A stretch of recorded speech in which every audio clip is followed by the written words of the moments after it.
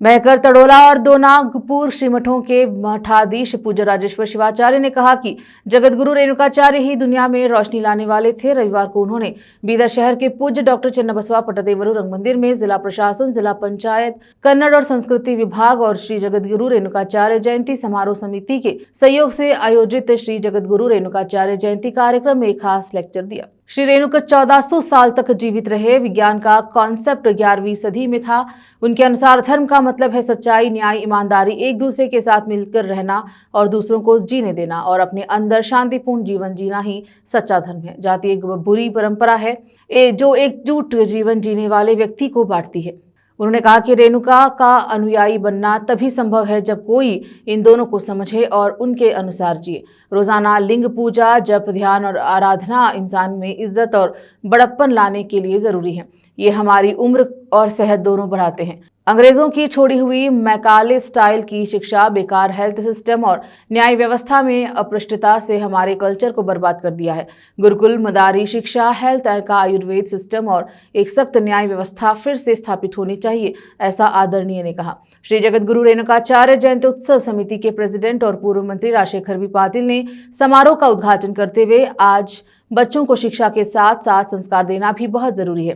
यह दुख की बात है कि हमारे बच्चे जिन्होंने पश्चिमी देशों से मुंह मोड़ लिया है, उन्हें उनके माता पिता ओल्ड एज होम में धकेल रहे हैं। करप्शन और गंभीर होता जा रहा है और डेवलपमेंट एक बुरा सपना बनता जा रहा है। हर जगह दिखावे का माहौल फैल रहा है।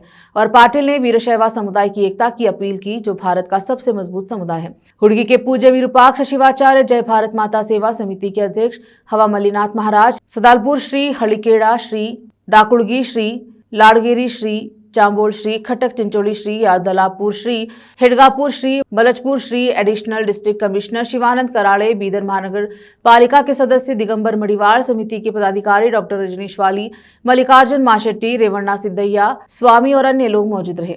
समिति के एग्जीक्यूटिव चेयरमैन सिद्धरामैया स्वामी ने सभी का स्वागत किया। देवीदास जोशी ने प्रोग्राम का संचालन किया और श्रीकांत स्वामी सोलापुर ने धन्यवाद प्रस्ताव दिया। कैमरामैन पपुराज का कवरेज। देश विदेश और स्थानीय समाचारों के लिए चैनल को लाइक, शेयर, सब्सक्राइब जरूर करें। धन्यवाद। ನಮ್ಮ ನಡೆ, ನುಡಿ, ಆಚಾರ, ವಿಚಾರ ನಾವು ಯಾವ ರೀತಿ ನಮ್ಮ ಬದುಕು ಆಗಬೇಕು, ಏನು ಆಗ್ತಾ ಇದೆ, ಇಡೀ ದೇಶ ಅಲ್ಲ ಇಡೀ ವಿಶ್ವದ ಬಗ್ಗೆ ಕೂಡ ಅವರು ಮಾತನಾಡಿದ್ದಾರೆ। ನಾನು ಬಹಳ ಗಮನದಿಂದ ಶ್ರೀಗಳ ಆಶೀರ್ವಾದ ಕೇಳ್ತಾ ಇದ್ದೇನೆ। ಎಲ್ಲರೂ ಕೂಡ ಅವರು ಹೇಳಿದ್ದಾರೆ। ಅದರ ಜೊತೆಯಲ್ಲಿ ಇವತ್ತು ವಿಶೇಷವಾಗಿ ಈ ಜಂಗಮ ಸಮಾಜದ ಎಲ್ಲ ಸ್ವಾಮಿಗಳು ಹುಮನಾಬಾದಲ್ಲಿ ಬಂದು, ಇಲ್ಲ ಈ ಸಲ ನೀವು ಗೌರವ ಅಧ್ಯಕ್ಷರಾಗಬೇಕು, ನಮ್ಮ ದಯಾನಂದ ಸ್ವಾಮಿ ಕೂಡ ನಮ್ಮ ಸ್ನೇಹಿತರು ಕೂತಿದ್ದಾರೆ, ಅನೇಕ ಜನ ಎಲ್ಲ ಬಂದಾಗ ನಾನು ಬಹಳ ಸಂತೋಷದಿಂದ ಈ ಒಂದು ರೇಣುಕಾಚಾರ್ಯ ಜಯಂತಿ, ಯಾಕಂದ್ರೆ ನಾನು ಚುನಾವಣೆ ಬಿದ್ದ ನಂತರ ಸರ್ಕಾರಿ ಕಾರ್ಯಕ್ರಮ ಆಗಲಿ ಅರೆ ಸರ್ಕಾರಿ, ಯಾಕಂದ್ರೆ ಇದು ಸರ್ಕಾರ ಮತ್ತು ಅರೆ ಸರ್ಕಾರಿ ಎರಡು ಕೂಡಿ ಈ ಒಂದು ಕಾರ್ಯಕ್ರಮ ನಡೀತಕ್ಕಂಥದ್ದು। ನಾ ಯಾವುದೇ ಕಾರ್ಯಕ್ರಮದಲ್ಲಿ ಸರ್ಕಾರಿ ಕಾರ್ಯಕ್ರಮದಲ್ಲಿ ನಮ್ಮ ಗುರುಗಳೇ ಭಾಗಿಯಾಗಿಲ್ಲ।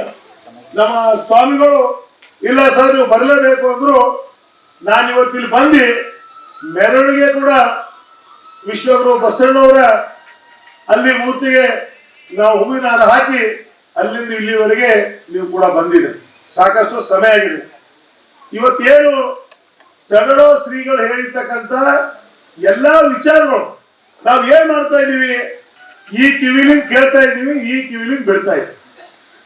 ನಾವು ಏನಾದ್ರೂ ಇಂಥ ಶ್ರೀಗಳು ಆಶೀರ್ವಚನ ಹೇಳಿದಾಗ ನಮ್ಮ ಜೀವನದಲ್ಲಿ ಏನಾದ್ರೂ ಅಳವಡಿಸ್ಕೊಳ್ಬೇಕು, ನಾವೇನಾದ್ರೂ ಬದಲಾವಣೆ ತರಬೇಕು, ಅವಾಗ ಮಾತ್ರ ಇವೆಲ್ಲ ಜಯಂತಿಗಳು ನಾವು ಬಹಳಷ್ಟು ಜಯಂತಿಗಳು ಮಾಡ್ತಾ ಇದೀವಿ ಅರ್ಥಪೂರ್ಣವಾಗಿ। ನಾವು ಇಂತಹ ಸಮಯದಲ್ಲಿ ನಾವೇನಾದ್ರೂ ಕಾರ್ಯರೂಪಕ್ಕೆ ತಂದ್ರು ಮಾತ್ರ ಅದಕ್ಕೆಲ್ಲರಿಗೂ ಕೂಡ ಒಳ್ಳೆ ಸಂದೇಶ ಹೋಗ್ತದ ಅಂತ ನನ್ನ ಭಾವನೆ।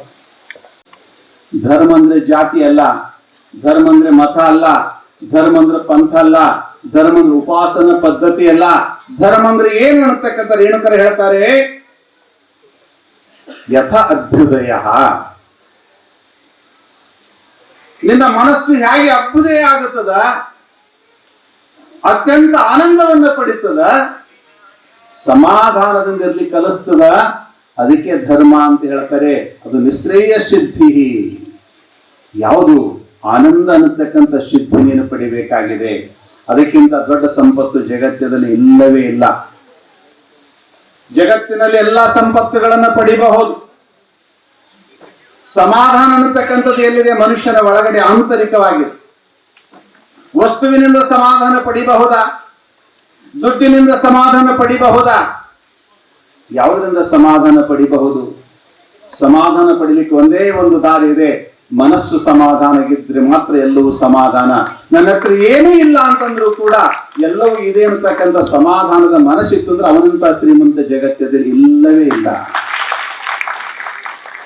ಇವತ್ತ ಜಗತ್ತದ ವ್ಯವಸ್ಥೆಯಲ್ಲಿ ಅನ್ನ ದಾರಿದ್ರ್ಯ, ವಸ್ತ್ರ ದಾರಿದ್ರ್ಯ ಇಲ್ಲ. ಇವತ್ತು ಬಹಳ ದೊಡ್ಡ ದಾರಿದ್ರ್ಯ ಏನಿದೆ ಅಂದರೆ ಮನಸ್ಸಿನ ದಾರಿದ್ರ್ಯ ಆಗಿದೆ, ಪ್ರೇಮದ ದಾರಿದ್ರ್ಯ ಇದೆ. ಆ ಪ್ರೇಮಕ್ಕೆ ಸಂಸ್ಕಾರದ ದಾರಿದ್ರ್ಯ ಬಂದಿದೆ. ಆ ಸಂಸ್ಕಾರ ದಾರಿದ್ರ್ಯ ಎಲ್ಲಿ ಬಂದಿದೆ ಅಂತಂದ್ರೆ ಮೊದಲ ಮನೆ ಪಾಠಶಾಲೆ ಇತ್ತು. ತಾಯಿ ಸಂಸ್ಕಾರ ಕೊಡ್ತಕ್ಕಂಥ ಕೇಂದ್ರವಾಗಿದ್ದಳು. ತಂದೆ ಆಚಾರ್ಯನಾಗಿದ್ದ, ಗುರು ಮಾರ್ಗಸೂಚಿಯಾಗಿದ್ದ. ಅಂತಹ ಸುಂದರ ಸಂಸ್ಕೃತಿ ಎಲ್ಲಿ ಕಳೆದೋಯ್ತು? ಇವತ್ತಿನ ಮೆಕಾಲೇನ್ ಎಜುಕೇಶನ್ ಸಿಸ್ಟಮ್ ಏನು ಬಂತಲ್ಲ, 1856ರಲ್ಲಿ ಈ ದೇಶದಲ್ಲಿ ಒಂದು ಪದ್ಧತಿ ಬಂತು. ಮೆಕಾಲೇನ್ ಅಂತಕ್ಕಂಥ ವ್ಯಕ್ತಿ ಜಗತ್ತನ್ನೆಲ್ಲ ತಿರುಗಾಡಿ ಬರ್ತಾನೆ. ಎಲ್ಲ ಕಡೆ ನಮ್ಮ ಸಾಮ್ರಾಜ್ಯ ನಡೆದಿದೆ. ಆದರೆ ಭಾರತದಲ್ಲಿ ನಾವೆಷ್ಟು ಟಾರ್ಚರ್ ಕೊಟ್ಟಿದ್ರು ಇವರು ಟಾರ್ಚರ್ ತಲೆಗೆ ತಕೊಳ್ಳಲ್ಲ, ಟೆನ್ಷನ್ನೇ ತಕೊಳ್ಳಲ್ಲ. ಆದ್ರೆ ಇವರು ಸದೈವ ನಮ್ಮ ದಾಸ್ಯತ್ವದಲ್ಲಿ ಇರಬೇಕಾಗಿದ್ರೆ ಏನು ಮಾಡಬೇಕು ಅಂತ ಒಂದು ಪ್ಲಾನ್ ಹಾಕ್ತಾನೆ. ಅವತ್ತಿನ ದಿವಸ ಆಗಿರತಕ್ಕಂಥ ಪ್ಲಾನ್ ಇವತ್ತಿಗೆ ಅದು ಯಶಸ್ವಿಯಾಗಿ ನಿಂತಿದೆ.